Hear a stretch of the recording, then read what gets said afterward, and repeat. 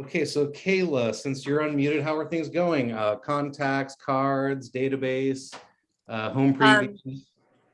It's going okay. I'm struggling with trying to find leads currently. So I've kind of been brainstorming on what to do to accomplish that goal. So I've been creating thank you cards. I'm an esthetician at Gervais, and that's pretty much, I have a lot of my my leads from there. So I've been handing out thank you cards there and passing out business cards. And then I've created this, I want to start doing little gift bags with my business cards in them. And a couple of little other additional items just to kind of say thank you for being a loyal client to me for the past 4 years. And now I'm in the real estate industry. So if you know anyone or yourself that's interested in purchasing a home or selling, let me know. And I plan on passing those out as soon as my gift bags come. And last weekend I went downtown and passed out a whole bunch of business cards and looked for community boards to place them on. And I've been really working on social media, which I'm working with one who I referred to someone in Salem. Her name is Tori, and they just got their offer accepted. So that's awesome. But it's cool that I'm helping them find a home and that I'm getting that referral base. But it's still not mine. Like, I didn't sell it. I'm not closing it. So like, I'm going to get this deal. I'm going to get a commission off of it, but I'm not necessarily, I don't get to claim it. But it's been fun just kind of helping them find a home and working with them. They've reached out to me on numerous times just to kind of get advice and get more referrals, because I was working with one in Portland as well. So I'm just kind of getting a feel of it, of how this all works. But I'm eager to get my own buyer and close the sale myself. Yeah, you will. Great job. It sounds like you're headed in the right direction. It's great to see you. It's good to see you too. Yeah. Wiz, how about you? How are things going this week? I had lunch yesterday with a couple of girlfriends, so kind of like give them my, I mean, they know already I'm in the real estate, but I gave them my business cards, a bunch of them, and telling them like, send me my way if you know anyone, like, asking them for referrals. And I called one of my friends who's telling me that she was planning to upgrade. That was like 3 weeks ago. So follow up on that. But then they said, because she was going to talk with her husband, and then so, but they're saying they're going to hold off with the pricing going up. They don't want to do the bidding war. So they said they're going to hold off maybe until next year. So I know it's always one of those. So yeah, I say, well, the rates increasing, you guys heard the same thing. I mean, see the same news, the price are increasing too, but then the house that you're selling is increasing too. So, you get some from that. But yeah, so I'll follow up with them later on. And I follow up with the online leads, a couple of them, but they're like just a couple of junks. Like I end up just talking, I guess, talking about real estate. So that's good. So the Facebook leads you're doing are panning out to a degree. You're getting some folks to kind of contact and Great. But I haven't actually like set up. I'm trying to set up an appointment. I guess that's the goal, right? Right. But it's just at the there's 2 of them that we keep talking back and forth, but I don't know if this is real or a real person or just a scammer. But yeah, we're like just keep talking back. I keep asking, if you give me your phone number, we can keep talking some more. Like, I can give you more information, find out what you need. But yeah, they haven't really gone anywhere. But a couple of friends kind of like, yeah, they're planning to move out of state. So they're kind of like asking me like, what do you charge for the interest? I say, well, let's sit down and we can talk some more. Kind of like that too, but yeah. Yeah, great. Definitely keep following up the way you have been. Don't get discouraged if a couple don't pan out, because one definitely will. We talked a lot last week about conversion rates of internet leads and stuff. So yeah, you're doing great. Thanks. Thank you. And then Garrett, how about you?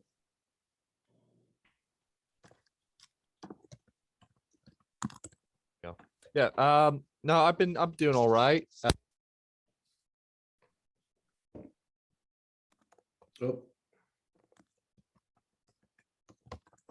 Can you hear me, Garrett? We lost you. Or I did anyways. Oh, yeah. No, I There knocked you it. are. There we go. I was saying, I've been calling a bunch of people, trying to work on the contacts, and I might have an open house in the future to work on. I have to call the guy back after this meeting, but hopefully it'll pan out something. Yeah, awesome. Well, I think Rockin' Open Houses is coming up on the course list here too. So that'll be Yes, tomorrow. Yeah. yeah, awesome. Okay, cool.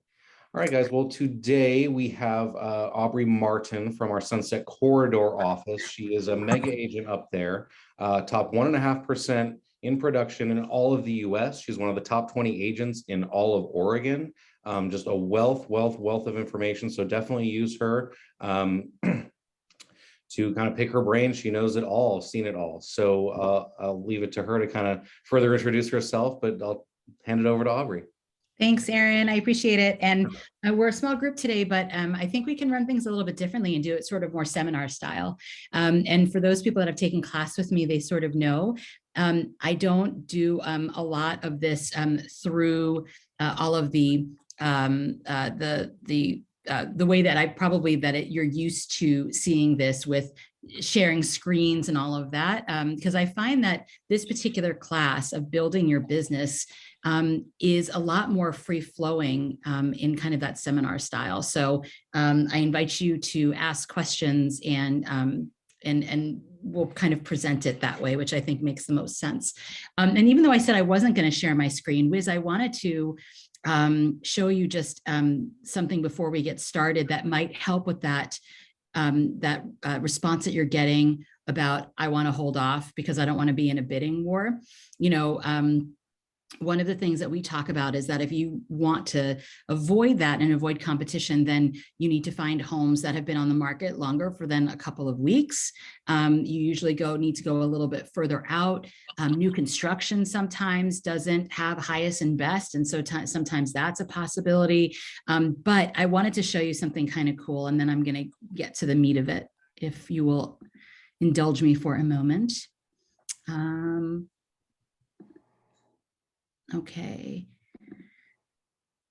Can you see the picture of the house on my screen?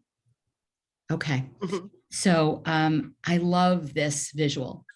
So this home was purchased in North Bethany, and I don't know where all you're from. I know Wiz is from up here in Portland Metro, but Kayla and Garrett, I'm not sure where you all are from. But this home sold in July of 2020 for $675,000. The interest rate at the time was 2.99%, and they put 20% down. I was recently asked to do a comparative market analysis on this home, and right now, the conservative value on this house is about $810,000 in about 18 months, right? So that's about $135,000 if I'm doing my math right. Also, the interest rates right now, and again, it depends, right? I don't quote interest rates because I'm not a lender, but averagely speaking, about 3.75%.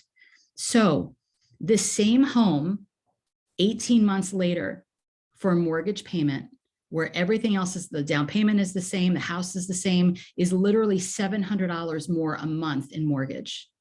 And the question becomes, when you go to buy this home because you've put off buying a house next year, has your salary risen 16% so that you can afford to buy this home at this point? Because it's the same house, but because of the interest rates and because of the, you know, in Portland Metro, it's 16% year over year, right? With appreciation. All it means is that they're going to be able to afford to buy a lot less house. That's all. And if they don't want to be in a bidding war, then they're going to have to wait many years, because the fact is we have been in short supply for over 10 years. And as long as you have low supply, you do not have lower prices, right? And the demand becomes higher because everybody knows that the interest rate's been going up and is going to be going up, and they know that they're fighting against appreciation. So until the supply catches up, you know, and I don't know if you know, but it's, you know, it's 18 days of supply in all of Portland Metro. In Salem, it's 2 weeks, it's 14 days when you have a balanced market between 5 and 6 months. Yeah, you're going to be waiting years. And in the meantime, you're going to be priced out. So If they have all of that information and they're still okay with that, then it means that they're not really that motivated. Right? Mm. Yeah. Anyway, not what we were talking about, but something that I teach a buyer's class every month. And this is actually something that we illustrate because, I basically tell buyers that, look, it may not be the right time for you to buy. Sometimes you need, your credit needs to improve. We need to kind of solidify down payment if you don't have down payment assistance. I mean, there's a lot of things, but in the end, if you can, you should, because it's not going to get better from here, right? Like it's not going to get better. So anyway, I digress. Hopefully that was illuminating at least a little bit. Okay, yeah, so my name is Aubrey Martin and I am with Martin Family Real Estate Group. The group is actually myself, my husband, and my children. So my husband is my director of operations and he is my right-hand guy for the last 20 years. He does, he's not licensed, so he does all of my photography and my Matterport, and he does a lot of stuff helping me with my database stuff, which has been great. And then I have 3 children who are 15, 11, and 8, and they are actually helping with marketing and event planning and all sorts of really good stuff. So that is my team. I'll show you my kids just because, you're sort of a captive audience, right? So you have no choice. Do you see my kiddo? Those are, can you see the pictures of the kids? Yeah. So those are Ruts, Ryan, and Annie, and they have little Martin Family Real Estate little polos, and they're really fun. And during the pandemic, I didn't want to have to decide if I was going to be kind of full-time mom or, kind of dive into real estate full-time. I was already doing real estate full-time, but it's hard to do both. So I actually just decided to integrate them. And so now they're on my team and I get to spend time with them and they're on payroll and it works out really well. It's kind of a win-win, which is what Keller Williams is all about. So let me do that class. Hang on one second here. Sorry about that. Okay. And so, one of the things that I'd like to mention, especially in Ignite classes, is that and most of the folks that take Ignite are a little bit newer to the industry. I'm actually only licensed about 4.5 years. And I think that matters because one of the reasons I think they asked me to teach this class is because I built my business in a very short amount of time, in a very sort of organic way. And the other thing I'd like to mention as well is that I'm originally from New York City and just moved back to Oregon just about 5 years ago. So we had been out of the area for, 13 years or so. So I had no sphere of influence, like none, zero. So when we're talking about building a business from scratch, that was definitely me. I was with another brokerage for my first year and did I did 13 transactions my first year, and I had no sort of frame of reference on like, is that good? Is that a lot? Is that not a lot? Like, I didn't really have a basis of that. And then was invited to go to Mega Camp, which is a big event that we have down in Austin every year, usually in person when we're not in a pandemic. And I really sort of fell in love with the Keller Williams culture at that point. And so my first year at Keller, so my second year licensed, I went from like that 13 that first year to I did 45 in my second year as an individual agent, and then 59 the next year, and then last year I did 74 transactions. And for an individual agent, it's a lot, but I also have an enormous amount of transaction support. So I have a transaction coordinator who's in-house here at Sunset Corridor named Emily Schatz, who's amazing. I have a listing coordinator named Kelly who works with Emily, who helps me with, ordering signs and just all the schedule stuff. My husband helps me. And then I've utilized 2 agents in the office as well, who are both individual agents as well, who are building their business, and they are doing showings for me. And so it's really a beautiful system because although as an individual agent, I don't have anybody else on payroll other than my kiddos, but I have a huge support network. And we're going to really talk about that because that's a really big way in which I built my business, is a sort of support network. And we'll talk about that at length as well. Okay, so my first year, before we get started into what I'm doing now, where I built my business was honestly open houses. I'm a huge fan of like the mega open house. So if you guys can take that class that's coming up, it's great. For me, what a mega open house meant was that I made sure that the listing agents in the office really knew who I was and they knew that I was available. I started doing something called a twilight open house, which is Friday evenings from 5 to 7. That doesn't work in all neighborhoods. That really works in areas where you have sort of dense populations, so suburban areas or cities. But I wouldn't necessarily go out and do this in like Malala, right? Or like Dallas, because like nobody's coming to an open house on Friday night at 6 o'clock. This is to get the people that are coming home from work and, as I said, have that dense population. So the first year that I was at John L. Scott, I wanted to do between 16 and 18 open houses a month. And that's what I did, right? Fridays, Saturdays, and Sundays. And formed really good relationship with the listing agent so that they knew that they could trust me. I asked them, how can I market this house for you? You always have to ask permission on whether you're door knocking in the neighborhood or what kind of advertising you do for them or video. But I really sort of became like a trusted open house person. And then I'm like, if you're going to spend 3 hours away from your home and your family, like do it big, right? Like make it fun, make it a party. So I would door knock around the neighborhood and just the script was really like, hey, I'm Aubrey over at, at this point, Keller Williams.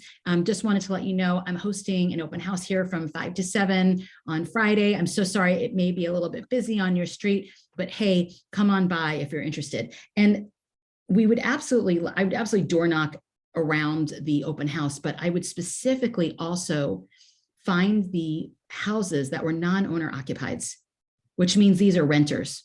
So these are people that like theoretically want to stay in the neighborhood, and you get that list from your title folks.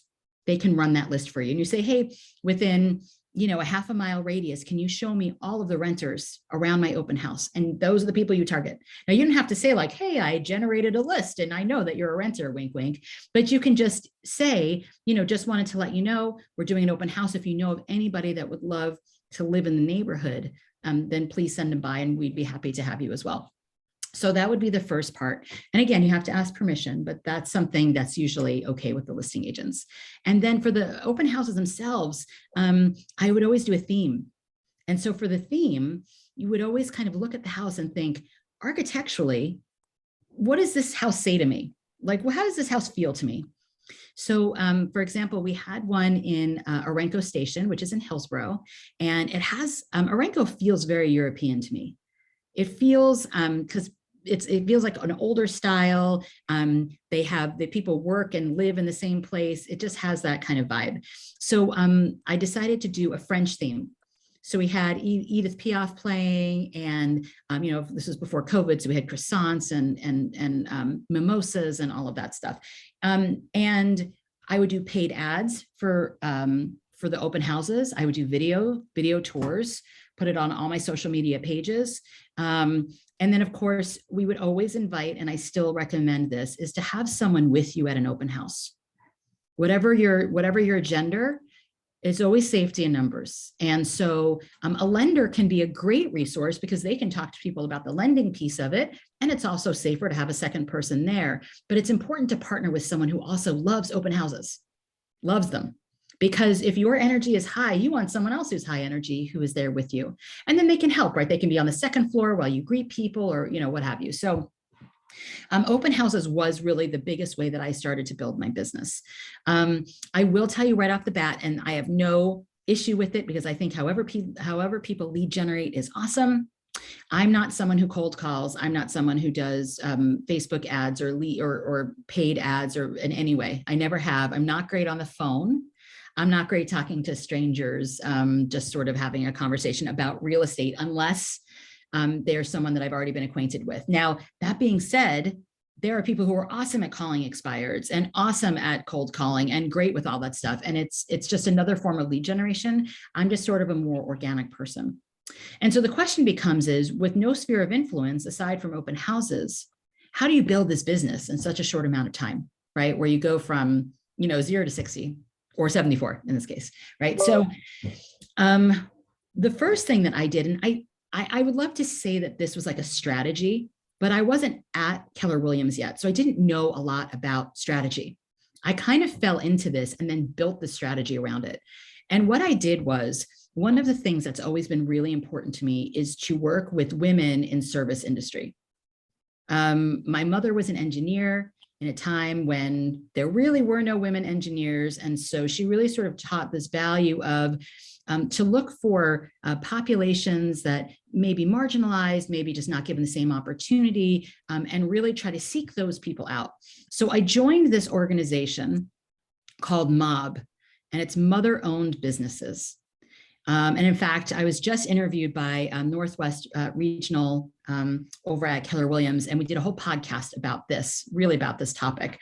And what I did was I started going to these meetups with these women, and I would ask people that I thought might be a good fit for my business and for my referrals to just come in for tea, like 20 minutes, right? Not to talk about my business, but to really just learn about theirs. And from these little tea talks, as we call them, general contractors, electricians, window washers, accountants, I mean, really anybody that I thought would be a good fit for my people. And what this became was a binder that's called the Welcome Home Book. And it's categorized into residential, professional, food and drink, and health and wellness, so that almost everybody I meet in the professional world can be sort of, fit in one of these categories. And again, like I didn't know what I didn't know, but what I found out later is when I joined KW is that when I started taking BOLD, which if you haven't taken, I would strongly advise it. It's called the A to Z. And it's basically, these are like your partners, right? The people that you can rely on to be a good referral for your clients. And these are people that can refer you as well. But I didn't really want the onus and the focus on myself. And so we really just started this Welcome Home Book. And initially, when I didn't have a ton of clients, this also went to my community. So what does that look like? Whenever anybody on social media says, hey, I'm looking for a floor installer, my response is, I refer all of my real estate clients to Milwaukee Floors and More. Donna is terrific and my clients love her. Now, of course, it's only true. In other words, like it has to be true. Like, I'm not going to say something that isn't true. But my point is that what you're doing right there is you're making sure people remember that you're a real estate agent and you are the source of all things, all of the information. So, from the Welcome Home binder that went to my clients and also went to the community, whether through social media or I would drop one off for someone in my farm if they asked for sort of recommendations for professionals, is it actually became a directory now that's now on my website. That's like 20 pages long, right? And so the purpose of all of that is what we're going to be talking about next, which is what are my legs of lead generation to build that business. And the first thing is you have to have this in place as your database. I am someone who absolutely abhors all sorts of technology. It's not my thing. My husband's a programmer, has been by trade for 20 some odd years. It's not my thing. I'm a paper and pencil kind of girl. So when I was saying database, like Excel would have been like a huge step up for me because mostly I'm like paper and pen. Well, at some point that becomes like ridiculous. And so when I came to KW, they just had launched Command. And I was one of the early adopters of it because I was like, you know what? I really don't have anything like that I'm transferring over to it. So why don't I just start? And I would tell you that, especially as you're growing your business, you really want to get these structures in place now. Because if you do what I did and sort of try to do it once your business is already getting going, it's so hard. It's so much work. Just start doing that stuff now. And then you get into the practice and in the habit of whenever you talk to somebody, you put them in Command. And Command is great because it's free. You can do newsletters from there. You can do, the text messages from there. It's awesome. So whenever I put someone in Command, we tag them. And it's either buyer or seller. They're always tagged with a newsletter because I have a newsletter. And that's so, if they have an email, they can get newsletter. And then where did they come from? Right? So like, how did I meet them? And this way, because I know you think that you're going to remember all of the people. And right now you might, but I will promise you that 6 months from now, you will forget who some of these people are. Right? Or maybe it's just me because I have 3 kids and I'm really tired. Maybe that's just me. I'm not sure. But I would tag people to let them know kind of where you are. And the thing is that the database is a living, breathing thing. You have to keep feeding it, right? Gary Keller. So I'm one of Gary's very lucky to be part of his mastermind down in Austin. And one of the last masterminds that we did, what he was saying is that most real estate agents really depend almost exclusively on their database, and it's a mistake. You do have to have your database. You do have to keep feeding your database. But if you don't keep growing your database, you're going to run out of people really fast, right? So you have to keep adding. So where are we finding people, right? So this is where we start talking about the lead generation part. Well, every person that I talk to for my Tea Talk is in my database, every single one of them, right? Now, are they clients now? Maybe not. But I will tell you that about 75% of the professionals that I refer to me and or have used me themselves for an investment or buying or selling. And I'm very strategic about this. So, you know, we all are busy people. We all want to really protect our time. So you really do want to meet with people that you feel like are going to be a good fit for you. So that part of it, of the lead generation, was really crucial for me. And so the first part of my lead generation is networking. So I mentioned MOB, which is that mother-owned business. We used to meet up in person. Now, of course, it's on Zoom, but that is part of my lead generation time. I lead generate 3 hours a day. Now, that may seem a little much for some people, but lead generation doesn't have to be like pulling teeth. So for me, a MOB meetup online, which is an hour and a half, that's part of my lead generation time, right? If I started a BNI, which we're going to talk about here in a little bit, that's a networking group. That's an hour and a half. That's part of my lead generation time, right? Every Tuesday, it's part of my lead generation time. If I am going to an event, like my kids all are in some variety of sports, if I am going to a soccer game, now, I'm not going to just, stand out there and hand out my card to other parents watching their kids play soccer. It's not my style. But as I'm sitting 6 feet apart with mask on, watching my kids, and we're chatting, real estate always comes up. It does. People love this talking about real estate, and it's a very dynamic industry. And also, like, millions of viewers on HGTV can't be wrong. Right? Like, everybody loves the stuff about real estate. So it doesn't mean that you're like, oh, hi, I'm Aubrey. I'm Ryan's MOB. Let me tell you a little bit about the total market overview that's happening in our community right now. It's a very organic conversation. People are like, oh, what do you do? Oh, well, like, which one's your kid? Oh, awesome. Like, real estate always can make its way into the conversation. And all I can tell you is, even if you don't end up having the real estate conversation, if you're at a place like a birthday party or a soccer game or wherever you are, you should really know what the numbers are in the neighborhood where you are. So if my daughter has a birthday party in 97006, which is Beaverton, before I leave, I'm going to check my total market overviews that we get, those TMOs, right, from Keller Williams, where it has the list to sales price ratio, average days on market. I'm going to look at, what are the days on market, the days on market and all of the numbers, right? Because people end up wanting to talk to me about it. And I think one of the things that has made me so successful is, in addition to being like the connector of people, which is, I think, like my super talent. I think the other piece of it is that I know my numbers. In the end, everybody has a brother's, cousin's, friend, whatever, who thinks that they know about real estate. But what people really want is, they don't want to be the expert. They want you to be the expert. And if you show them that you know what you're talking about and you feel confident in that, then they will just use you, because they don't actually want to do all of that stuff. And even as a newer agent, I will say I may have been asked maybe twice in my career how long I've been doing real estate. Fake it till you make it. So, I know my numbers and I know my data. I never lie, but they just don't ask me, because the fact is that it really doesn't matter, right? You need confidence, and confidence comes through facts and numbers. So the networking piece of it can happen not just going to a meetup. The networking can be like being in any kind of place, any sort of public venue where you're meeting with other people, right? Jason Abrams, who is part of the Keller Williams leadership team, we were lucky enough to have him in Portland a few years back. And if you haven't heard him speak, you should. He is a super funny guy. He's from Detroit. He sort of swears like a sailor, which speaks to me because I'm from New York City. So I feel like he is my person. But what I loved about him is he's really real, and he gave us really great nuggets. And one of the things that he talked about is to find people who have similar interests to you. So maybe like mother-owned business isn't your thing. It is for me because just of like this, where I am in my life, and I seem to really connect with other women around my age who have young children.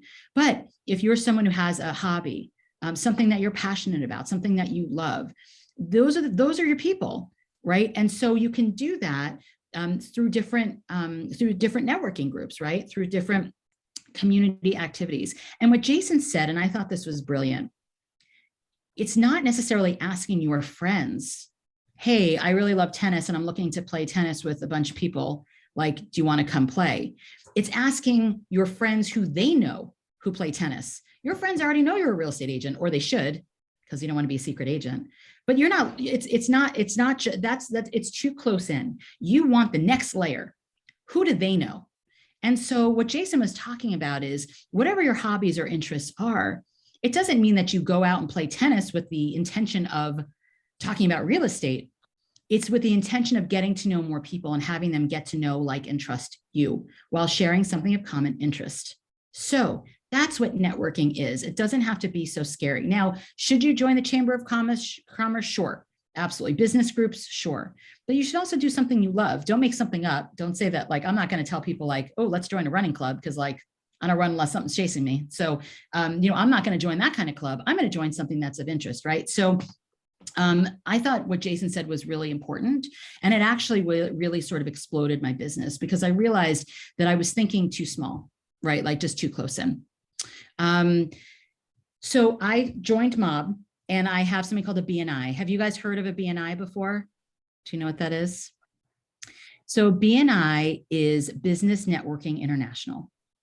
And it's an interesting group in that it's limited to category. So for example, there are 4 core people that start up a BNI. It's actually an international organization. And the core 4 are a real estate agent, residential, a financial planner, P&C, which is property and casualty insurance, so like homeowners insurance and that kind of thing, and then a lender. So it's really hard. There are BNIs everywhere, but it's really hard as a real estate agent to get into a BNI, just because they usually get a lot of referrals, they give a lot of referrals, and you usually have to like kill somebody to get into that spot. And since I wasn't really willing to, to do that and go to prison, because I love my family, I decided that I was just going to start my own. And so about 3 years ago, I started just talking with a lender that I liked, who was not part of a BNI, and an insurance guy and a financial planner. And we just started getting together sort of casually, not as a BNI, just as a group of friends who were already doing business together, who liked each other and were already referring each other. And we just started meeting every week. And then about a year and a half into it, now we're in the pandemic, of course, we decided that we wanted to make things more official. We wanted to have it to be like a paid membership thing like BNI, because it gives people some ownership.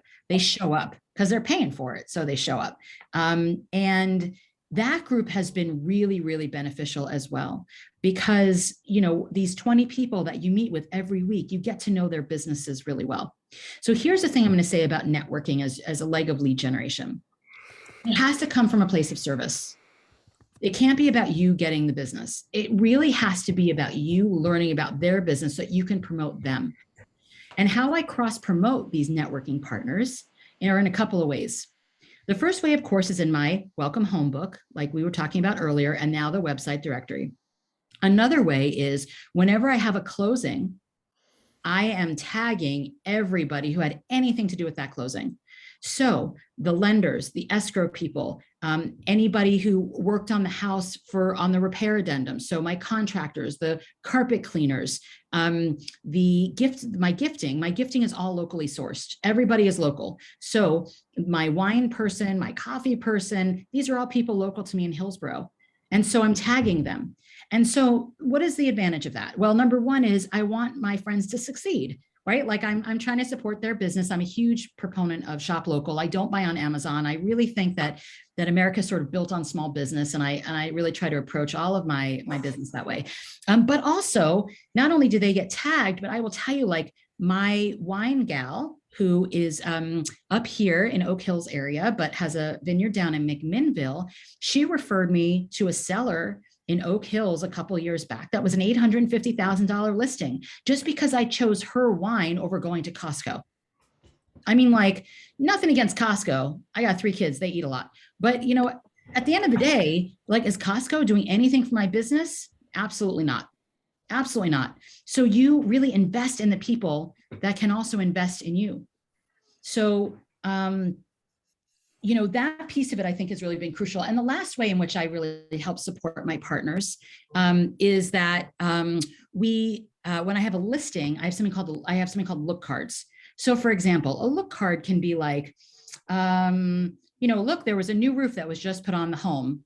So, but not only, and other real estate agents do that as well. But what I'm doing is, this roof was replaced in 2021 by Rip City Exteriors and Roofing.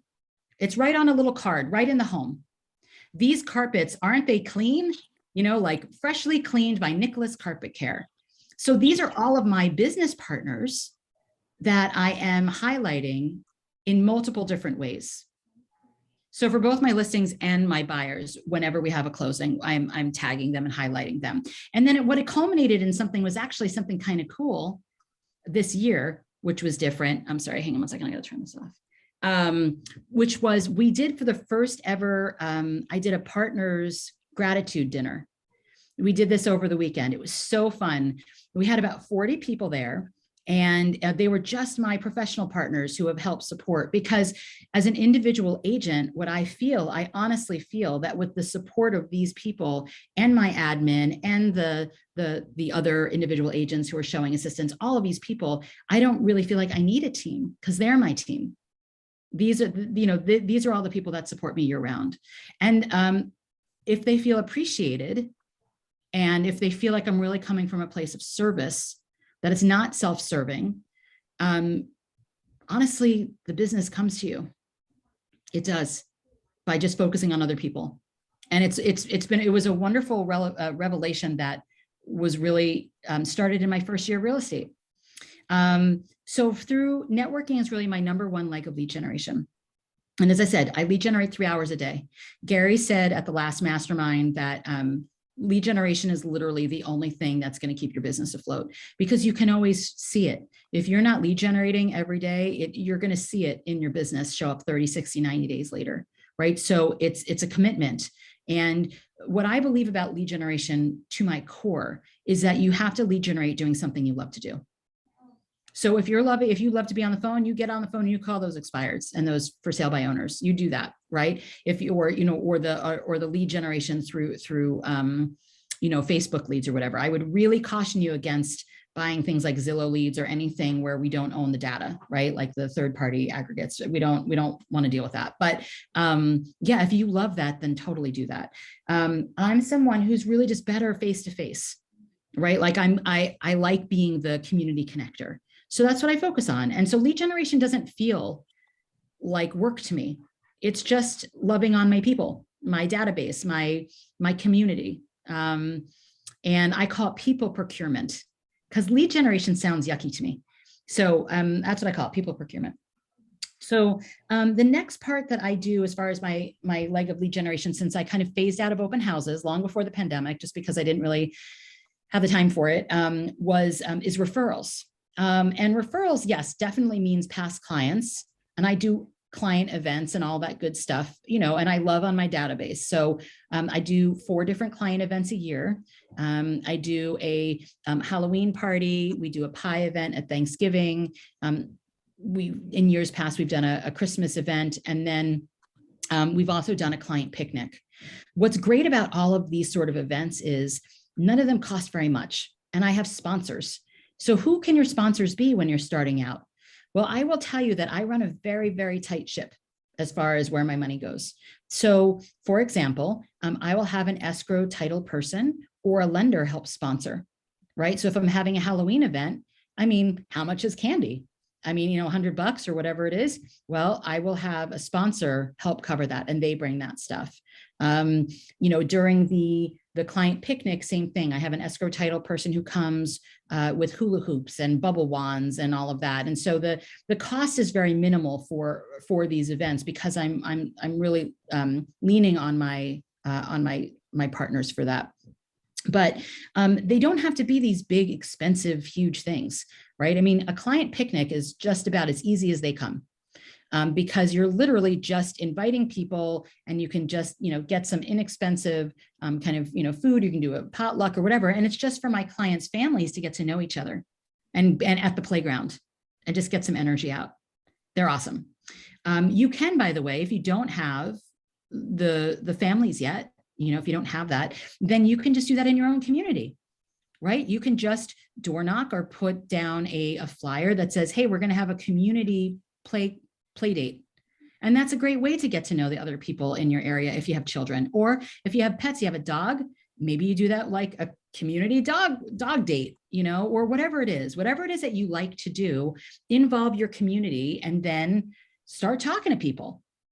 If you're someone who's extroverted like me, if you're, as I said, if the phone is your thing, then you can do something different. But so the events, by the way, have nothing whatsoever to do with the event themselves. I mean, you do want to connect with people, but the thing about events is what happens before and after. It's inviting those people to the events. It's following up after the events, because let me tell you, everybody that comes to my community events, not necessarily my past client events, my community events, everybody is signing in, everybody, right? I'm getting their name, their phone number, and their email address. So why do we do that? Well, for example, for Halloween, one of the ways that we spin that is we do Halloween photos. My husband's a photographer, so that works out pretty well. But it was really inexpensive, just get a backdrop and a couple of pumpkins and a couple of hay bales and right around Halloween time. And then everybody that comes, I get their phone number and their email so that we can go ahead and email them their photo, right? So, and then they go into my database and I tag them as Halloween Party 2021. So I know where they came from. And then now they're in your database, and now they're on your campaign drips, and now they're on your newsletters and all that good stuff. And then you do it every year. Consistency is key with all types of lead generation. You can't just walk around your community and door knock once and think that somehow you're going to get a huge amount of response from that, right? Like it takes some time. One of the things that we've done in our community, another community event, not to do with my database, is what we call an ice cream social. I actually started doing it in 2020, the first year of the pandemic, when all the school stuff was super weird because nobody was going to it. And so I invited a local ice cream shop to come to our community playground and hand out ice cream scoops, one per person. And it's amazing how many people are drawn out by free ice cream. Now, like legitimately, like this is like $4 a scoop if you were to go down, like if this ice cream place is like 3 minutes away from my store, but people love free stuff. So I had my partners cover the cost of this between my insurance, my property and casualty guy, my title, and my lender. They all helped pitch in. I think it was like $400 a piece. And they got to have a little table there with their information, and they would do like little party games to involve the community and all that good stuff. And then I would just stand right up by the ice cream scooper in my Martin Family Real Estate polo, say, thank you so much for coming. I know it's been a weird year. We just wanted to do something nice for the kiddos in the community, because we had already walked around the community and given everybody a flyer about this event. And now it's become an annual thing. And now everybody knows who I am now. I'm the ice cream person, which is great because I have my banner there. I have my table with my tablecloth that has Martin Family Real Estate Group. None of these were expensive, by the way. I take them to all of my events. It's just about branding. And the thing is, all of this lead generation that I'm talking about is about branding. It's about having people remember who you are. Even if you're not going to spend a lot of money on tablecloths or whatever it is, it's about getting your name out there and to show people how you're different and that you are invested and you're not going anywhere and that you're not just a one and done, right? That you're gonna keep committing. If you're gonna farm a neighborhood, then keep farming that neighborhood. But I'm constantly out there in my community, giving recommendations for things, hosting events. I want people in my neighborhood to know who I am. And I will tell you for sure that in the last year, I got 4 listings because of that. So even if I did have to pay $200 or $300 per event, let's go crazy and say it's $1,500 for the year, 4 listings with an average of $14,000, but even let's just say it was just 10, that pays for itself in a quarter of a listing. So it's worth it. And again, you don't have to spend, and I do not recommend spending a lot of money as a new agent, or really, ever, because Gary also says that it really doesn't matter what your gross commission income is, it's how much you're actually taking home. So watch your income, right? Real estate is up and down, and that's okay, but just make sure that you're not overspending. It's really crucial. So with referrals, yes, of course, I'm in touch with my past clients all the time through these events, even asking them beforehand, hey, I want to make sure that I have your address right. That's a touch before an event. Hey, just want to make sure that you got the ornament that I sent.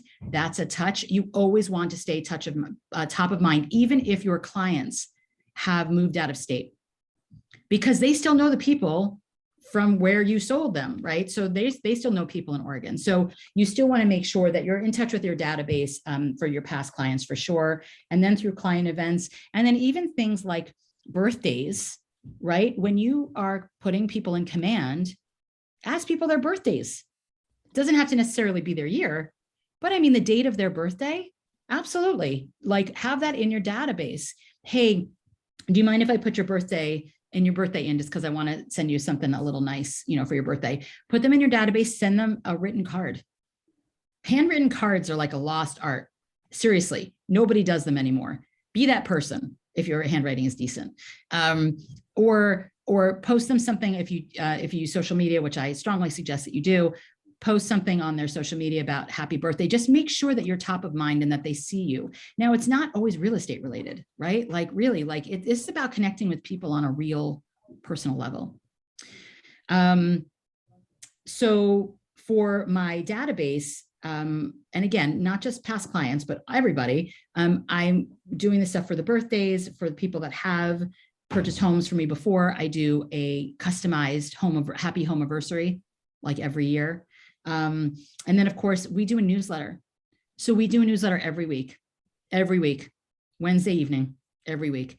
And it's about consistency. Now we don't get a ton of response back from that, but you have to have, but we do get some, and you have to have consistency with that and have items that people think are interesting. So I'll usually do something about an upcoming class that I have. I'll usually do something about like a closing that I just had, where I'm again featuring all of the partners that have closed, something about the community, like some sort of event that's going on or whatever it is. I mean, it doesn't really matter, but we usually have like 3 pieces of pertinent stuff. And then the last thing I want to say about referrals, because literally 100% of my business comes from these 3 legs of lead generation, 100%, is don't be afraid to network with other real estate agents in other states, because a good portion of your business can actually come from out-of-state agents. So when you go to Bold, when you go to Family Reunion, when you go to Mega Camp, whether it's online or in person, when you join up on Facebook groups, the command groups, the pivot groups, really start to make connections with other agents, because Portland, strangely enough, Oregon is actually the number 4 state in the country that people are moving to. You can actually get quite a bit of business just from referrals from other agents. And then of course you can refer to them. So get to know people on a real basis, whether it's other agents or your clients come from a place of service, and you can get a lot from that referral piece of it. The last part of it, and then I'm going to give you some percentages about where all my business comes from, is social media. Now I'm going to go on record, and I know it's being recorded. I would not do social media if I did not have a business at all. I actually find social media to be so super overwhelming and like emotionally really taxing. But I think if you ask most people who know me, they will say that I am very adept at social media. And in this case, I'm talking about Facebook and Instagram. I know there's like TikTok and all of that. I am way too old for that stuff. I don't understand how it works. There's one, what's the one where you like do something and then it disappears like 5 seconds later? It's not TikTok. Snapchat. Yeah. What is that? That makes no sense to me. I'm too old for this stuff. So Facebook, my kids tell me that Facebook is for old people. So like, cool, whatever. Jordan, that means you, right? I guess you're old because you're on Facebook. So the thing is that like, but those are my people. I'm 45 years old. Who am I connecting with, right? Like I'm connecting with other people who are around my age. So for whatever it's worth, those are the community groups that I participate in. So again, I'm going after the groups that I have interest in. So one of them are my neighborhood groups. So I'm part of a Beaverton Moms group. I am part of the evilness that is next door. I am part of my Bethany Creek Falls community page, like for my neighborhood. I'm part of all of those pages. Hillsborough businesses, like you name it. Like if it's in my community, I'm part of this group. And again, what I'm not doing is I'm not promoting myself in these groups. What I am is the source of information. And what's been awesome is that I'm able to give reviews in these social media groups for businesses with whom I've had great dealings with, who are my professional partners. So I'm in part of this one group called PDX Women's Network. And every day I highlight another business that I absolutely love and why. So not just like, oh, you should go to Lisa Comer at Fancy That for all your client gifts. Like I am telling people what my experience has been, why I love her, and why you should use her. And what happens is that number one, people use my friend Lisa for all of her, for the client gifts because she's awesome. But number two is they start to see like, I refer all of my real estate clients to blank, and here's why. And so it becomes that like top of mind situation where people are like, oh my gosh, people recommend you all the time. Well, they do, and I hope they do, but some of it they think is because I'm being recommended all the time, but it's also just because they're putting my name with real estate now on a constant basis. And so what I'll say about the social media part is you have to be consistent. You have to come from a place of service. It has to be positive. It has to be right. Like it has to be positive. You have to be kind of that source of information. What I was getting on social media were a lot of people that were interested in buying, but may not be ready, right? Yes. They haven't done that, right? Like social media is a whole like smorgasbord of different types of folks, right? So, so what we did was we would do things that we thought were interesting. So for example, I have a down payment assistance lender who does an enormous amount of down payment assistance programs. He is by far the most adept with these programs, and not everybody specializes in them. So we decided to feature him because I do a monthly buyers class, that he was a featured speaker last month. And so what I really focused is, hey, is down payment, is that holding you back from buying a home? So we got tons and tons and tons of people, right, through social media. I wasn't necessarily talking about that on the community boards unless someone said, hey, we really want to buy a house, but down payment is really hard. Do you have any suggestions? And then of course I'm hopping right in there, right? Like I'm always right in those groups. But the thing is that some of those people aren't ready, but that is okay. Those people are your pipeline. Right? Those are people down the road. You have to stay in touch with them, right? You have to have them in your database. But what I was doing is that I got so many of those people that I started funneling them into my home buyers class. We've been doing this home buyers class for 3 years, every month. We don't change. And so the purpose of that is to deal with buyers that may be a year and a half out, or maybe they're ready right now. We've had just as many of those. At least half of my business have come through those home buyers classes. Now they used to be in person, now they're online. And the great thing about Zoom is you can have as many people, right? You can have up to 100 people. Whereas when we did it in person, we'd usually have 25 to 30 people. But again, it's this idea of we're talking about how to buy a house, how to negotiate in a seller's market, to give them micro market data so that they can understand like what they are stepping into. And I will tell you at this point, I make every single one of my buyers take my class before we start, because we are not stepping into this market and wasting each other's time. right? So I don't show houses, by the way, where they're not pre-approved. And also they need to take my class at this point because the education piece is really key with, with buying a house in this market for sure. And now I do a quarterly sellers class as well. So not every month, but every quarter I do a sellers class and we talk about that too.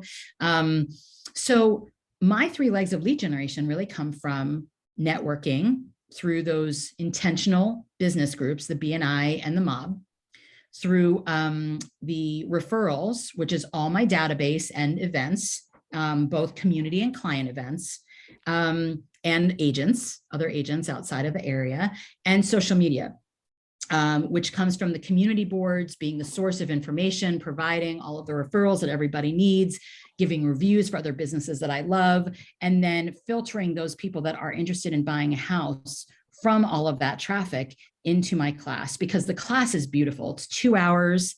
At the end of that class, my lender sets an appointment with them. They get their pre-approval done, or they give them a plan for how to get pre-approved, and then they send them back to me. It works so well. It's a well-oiled machine. So I would say is like in building the business, it really has to do with the lead generation part.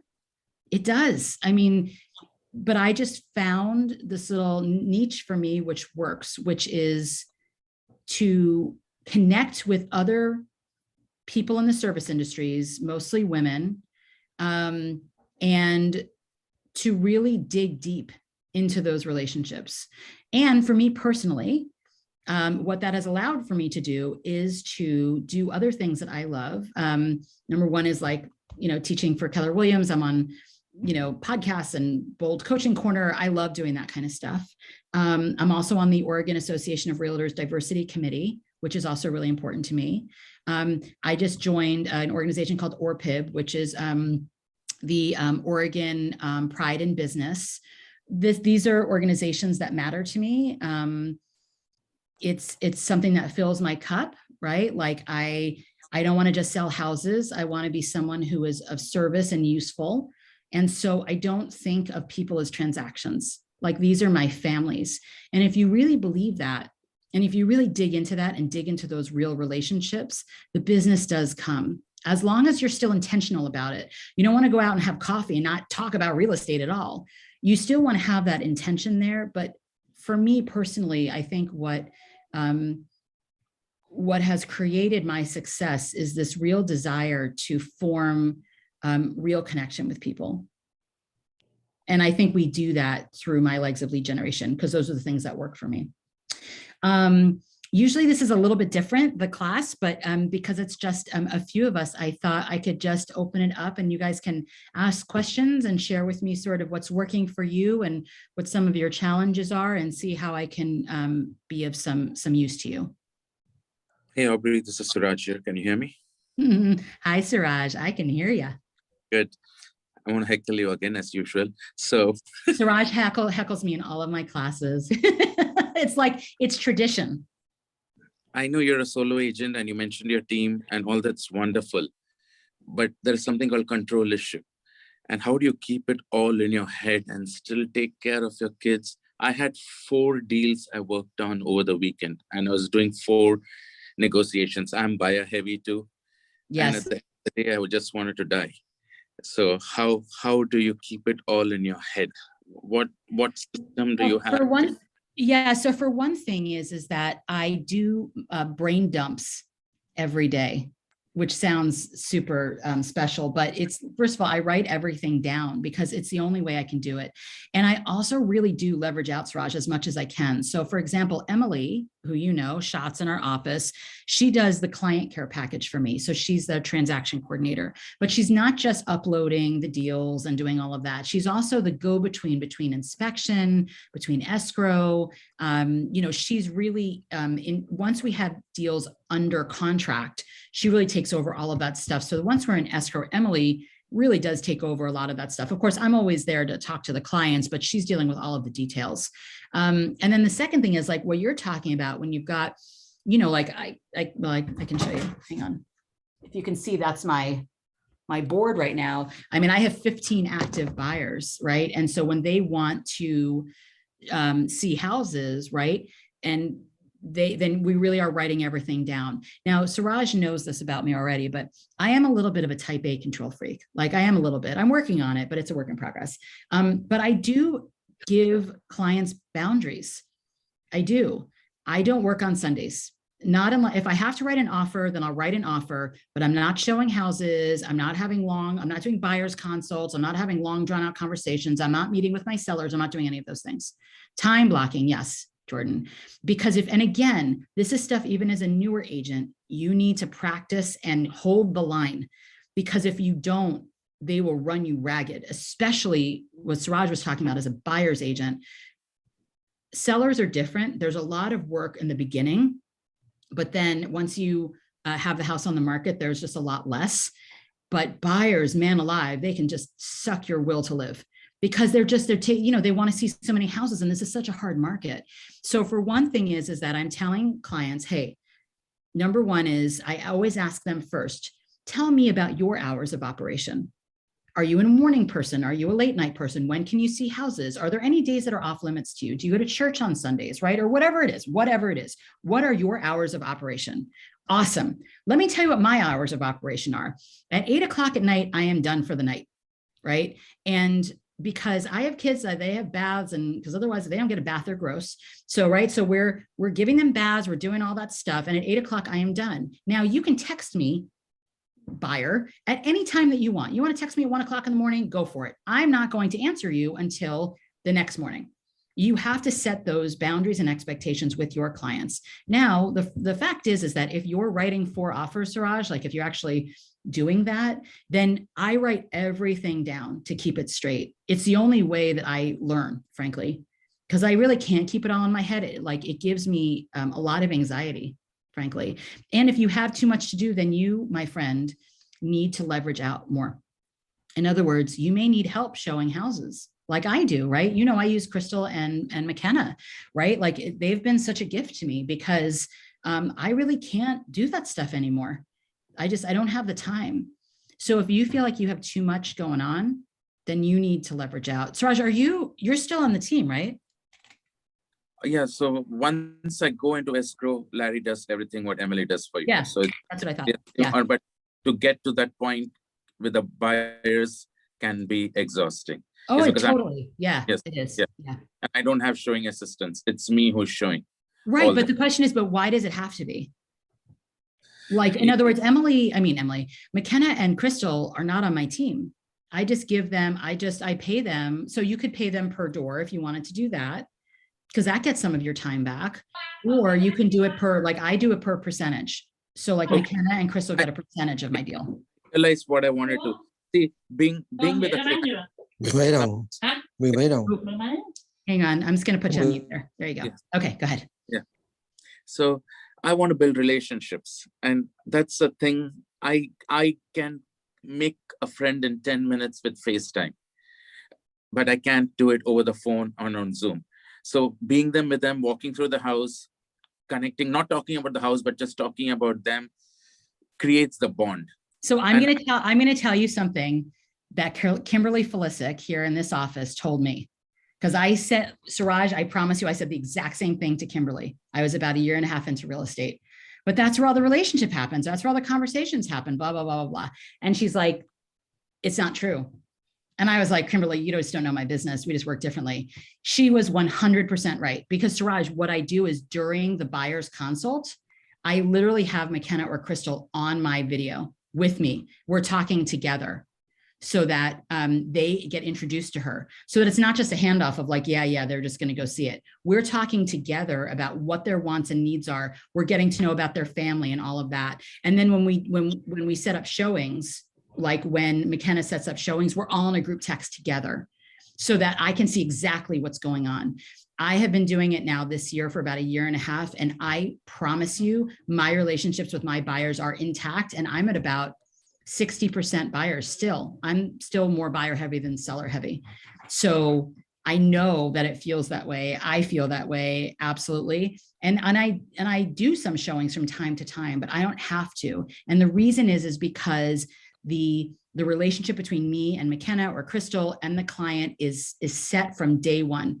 So for those of you that are newer agents, by the way, that might be a really great way for you to like get your foot in the door, is maybe be not, you don't have to be on a team, but maybe offer to do showings in your market center.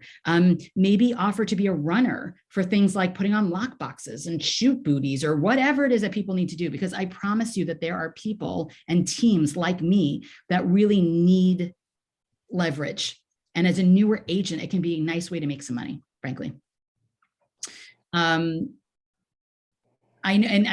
think the buyer thing, Suraj, is actually what came up in the mastermind, even in Austin, talking about just sort of how overtaxed we felt, but there are ways to mitigate that. And the way to do that is that it's always the same answer, which is that you have to leverage it out. If you're feeling so overwhelmed that you can't really give, like 100% of your effort because you just feel so like, which is normal, then it means that you've got to leverage out a little bit.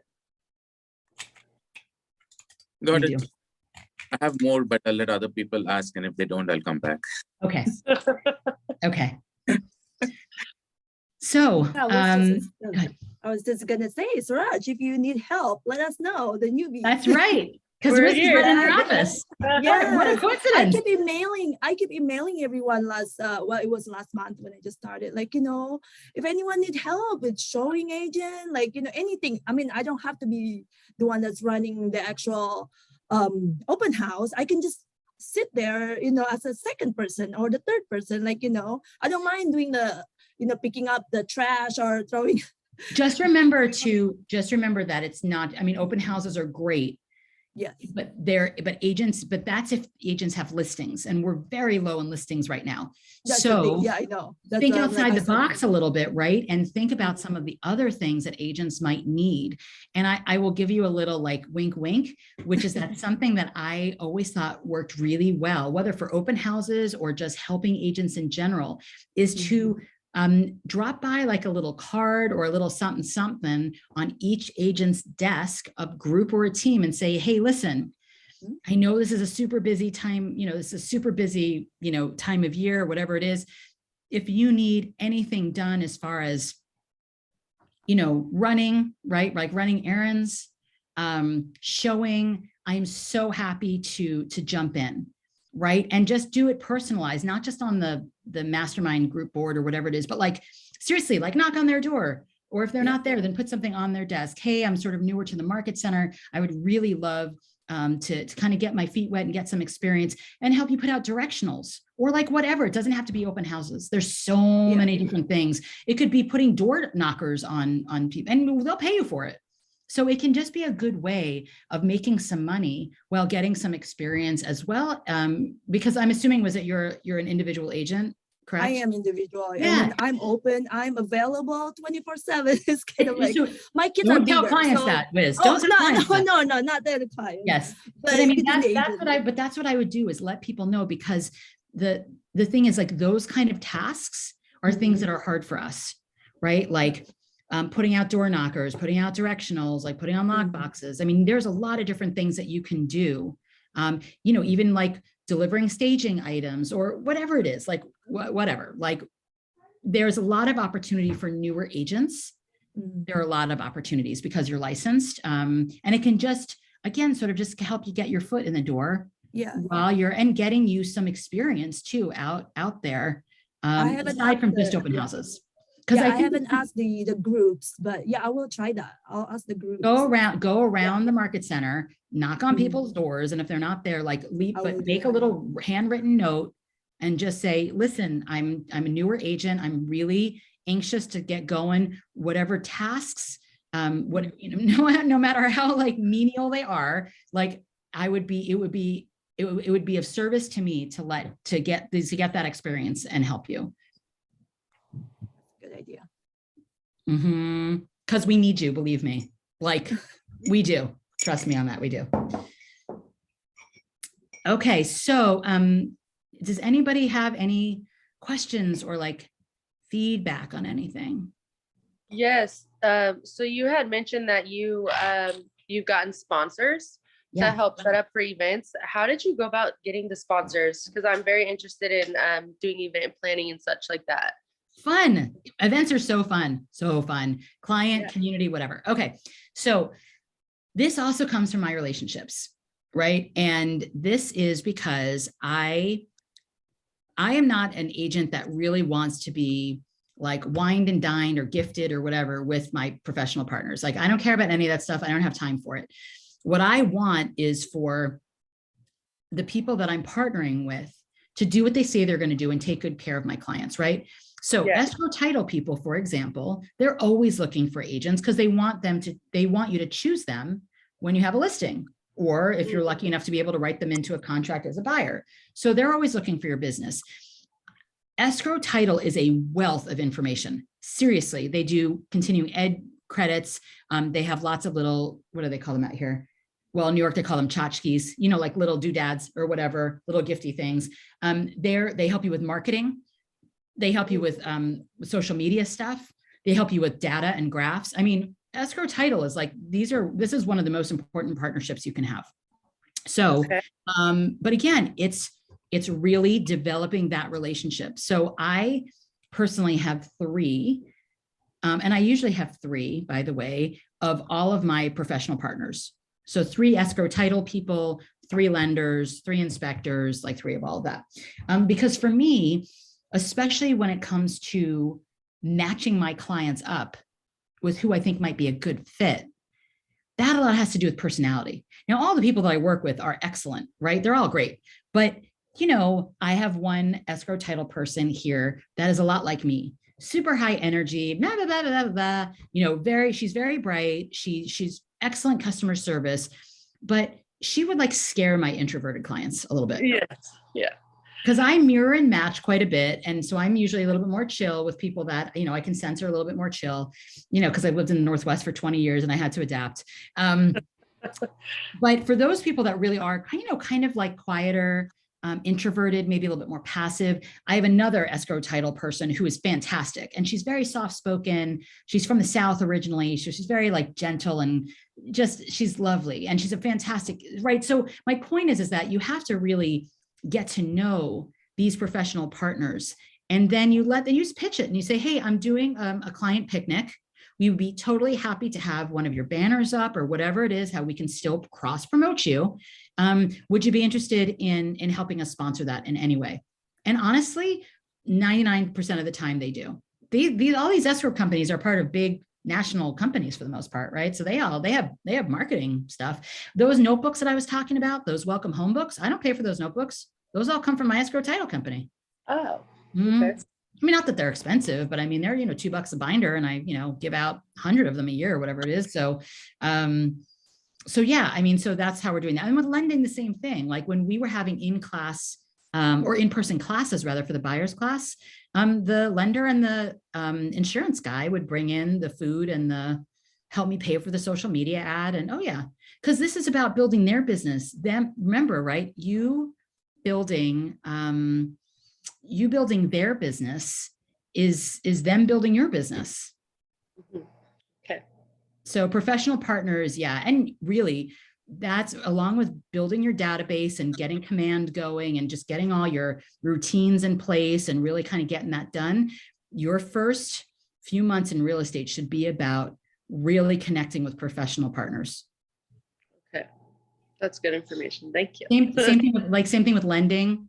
I have someone who focuses, as I said, in down payment assistance. I have another one who's really great with VA loans, you know, so I don't just have one lender for everything. I have 3. I always have 3 to match my clients up with the person that's the best fit for them. Yeah. Any other question? Oh, Jeremiah's here. Oh my goodness. Well, as I live and breathe. This is a gift. He just joined us. What other kinds of questions do you have? And actually think on it for 1 second, because I realized that I need to plug my computer in. So somebody can do some hold music for a moment.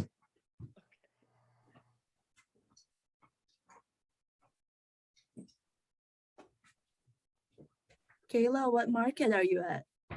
I'm in Eugene, Springfield. Oh, okay. What market are you in? Right here, Sunset Corridor. Okay. Okay. Nice. That's why I haven't seen you. Yeah. Okay, plugged in and good to go. So I guess my question for you is that, I don't know where everybody sort of is in their time in real estate, but as far as your legs of lead generation, what are the kinds of things that you've had success with or challenges with? Well, with social media, I've had success with a lot of individuals reaching out saying they're interested in purchasing a home. I've targeted specific individuals that are in the LGBTQ community just because that's what I represent as well. Mhm. And I've probably got about 10 people that have reached out, but they're just not quite ready to buy. One of them is currently their offer was just accepted. But it's not for my region. I sent a referral out, of course, and it went that way, but hey, it But worked that's out well. fabulous. Oh my Yeah. gosh, though, that's fabulous because literally for your 25% referral or whatever it is, you're not doing anything. It's great. All I did was send a letter over, the form over. And since then I've communicated with the lender. I do have a lender that I've been working with that helped me close on my home. And I had an excellent experience with them. But it's good to note to use multiple lenders. Right now I have 2, so I'll add on a 3rd one. But I've had kind of trouble with upkeeping my social media account, keeping it interesting so that people will come view it. And the other thing is like you said, I'm not from this area. I'm from California, and I mean I've been working here in the industry, doing skincare in that industry for a few years. So I started my business up there. And I started from scratch, and I do have loyal clientele base there. So I'm passing out business cards regularly there and thank you cards for their business. I'm just trying to figure out where right now I'm buying thank you cards, and I'm buying like little gift bags to pass out to them. But I don't know if those will be helpful. And then also I noticed somebody else, he's an agent. He has like this dashboard that you click on from his webpage, and it has all these listings available. You can search criteria. It just has his name and his business on it. It's just the main page. And I don't know if that's something that's an advertisement that someone else creates, or if there's a way for me to get involved so they can have easy access to click and look. Do you know what dashboard I'm kind of talking about? No. Okay. Not at all. I will okay, tell you though, so Jet and Morgan, right? Do you know Jet and Morgan? They I are don't. the tech services. Jeremiah's got all sorts of stuff. Brivity, Command, No, right? Kelly app. okay. Yes. Oh, or the Keller Williams app, I guess now, right?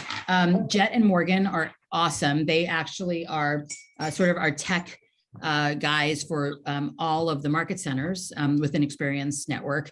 They're awesome. And also really like anything to do with marketing, you can talk to really Title Escrow about as well. Yeah, but I don't know. Jeremiah knows all things about all things, so I'm sure he's great about these things. Thanks, Jeremiah. So the thing is that what I would try to do is, and I think what might be really helpful for you because you've been there, but in an industry, is I honestly think that like scheduling times to have tea with people to learn about people in business would be awesome for you because you're already kind of established there. So your clients, for example, that may have their own businesses, find out what those businesses are. Are you part of ORPIB? Have you heard of them before? The Oregon Pride in Business? No. Yeah. In business. Yeah, I because am. Okay, go ahead. no, just because these are all business people. And again, if that's the community that with you, with how you identify, those are your people. Like yes, literally like that's your community connected with business. So that would be a really great spot for you to just have tea, coffee. I'm not caffeinated because you would not, me caffeinated would be tea. But yes. no, but seriously, like that's where I would go. And not to say that like handing out business cards and all that, but I personally would not spend the money on gifts or gift bag, any of that kind of stuff. I would not. because I Okay. don't think the return on investment is really there for that. You have to give something that's going to have people come back to you. So again, an event would be great, or having coffee where you're learning about them and their business. That it's that kind of being of service. That's where I would focus, because you are Okay. in a service-based industry. Yes, exactly. Mhm. Okay. Yeah, All right. for sure. Okay, well, thank Okay. you. I Yeah. have about 10 note cards that I've written all your information down on. So Yes. Oh, and I should put my name and information too, that if you guys have That would be questions, I would great. love you. That way we can ask you questions. Yeah. Of course you can, anytime. Aubrey, is it okay to jump in for just a second? Do it. I'm ready for you. Hi, Kayla, Jeremiah here. I was Hi. going to say that the T, like sit down for any kind of an appointment or any kind of meet and greet is such a great idea. And I did hear you say that you're hoping to build some content for social media. I love activities that double dip. So when you meet with those people, let them know that you're also going to throw up a post about their business, about your meeting time together and what you got out of it. And that establishes you as a connector in your community as well. And that goes a long way, because you can pour value into people just by connecting them with someone else who does something really well. You don't have to be the expert at everything. You just need to be really great at putting those two people in the same room together. Right, which is what we were, that was one of the legs of lead generation that we were talking about, right? Is that networking piece, is that being the resource for all things, because right, like I can't hammer a nail in for anything, but I certainly know Portland handy woman who can, right? So, right, it's not about like, I get people who, and you will too, asking things that have nothing to do with real estate. You know, do you know a great CPA? I get that all the time. I'm like, I'm not a CPA, I don't know anything about accounting, but I have a great one, right? And so it's not just about like your inspectors, your escrow title people. It's all people that need services. Those are the people you should be talking to. okay, well, that's great advice. I'm going to get to work. I'm excited. I'm glad. Yes, I'm glad. Does anybody else have, I know some people kind of joined a little bit late, but does anybody else have any other questions at all that I can answer, or you want to share what sort of has worked for you as far as lead generation or things that you have challenges with? Don't be shy.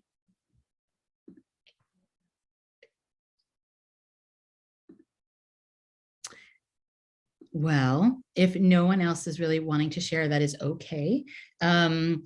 I will wrap this up then, and hopefully this has been helpful to you. Really, we're really focusing on getting all your stuff in place, you know, your database and your structures and your boundaries, and then focusing on your legs of lead generation. You should have at least 3 in addition to your database. So for me, networking, and the professional business groups, the referrals, and social media.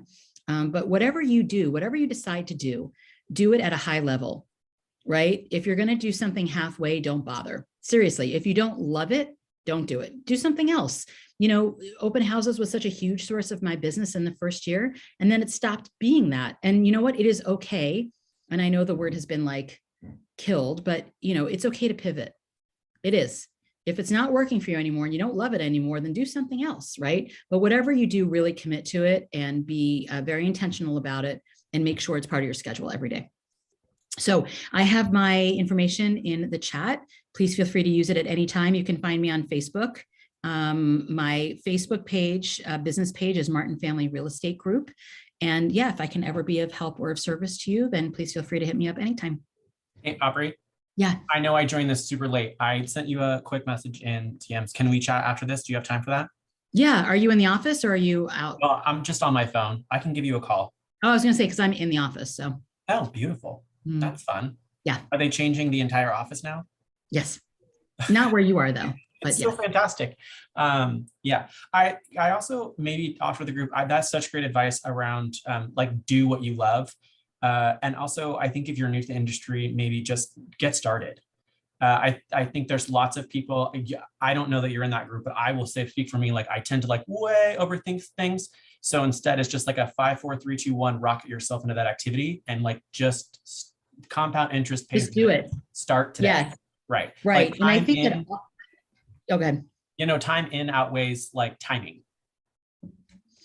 I think that a lot of people too, especially in the beginning, are so afraid that they don't know everything that they become like paralyzed by it. So you're in that education mode for like ever. But you don't actually do anything, right? But you just got to get out there. And remember, you have a whole market center of people that can help you. So if you don't know the answer to something, don't make it up. Just go ask someone, right? Like it's okay. Like as an individual agent, you still have this whole team of people around you. So don't be so kind of like caught up in like, what do I do? What do I do? You just got to like get out and actually do it and be as prepared as you can. Study your MLS, right? Study your data. Know what's going on with the interest rates. That's another great reason to talk to those lenders, right? Like really pick their brains so that you feel really confident, but then get out there and start doing things. Like activity is what generates all of this. You got to actually be active and do stuff. I mean, I love education as much as the next person, believe me, but at some point, if you want to make money, you got to actually get out there and make the mistakes and fall forward, as we call it. All right, everybody. Thank you so much for joining us. I hope you have a great rest of your day and a nice weekend. Stay healthy and feel free to reach out with any questions that you might have. Thank you. Okay, thank you. Thank you. Thank you, guys. Thanks for joining.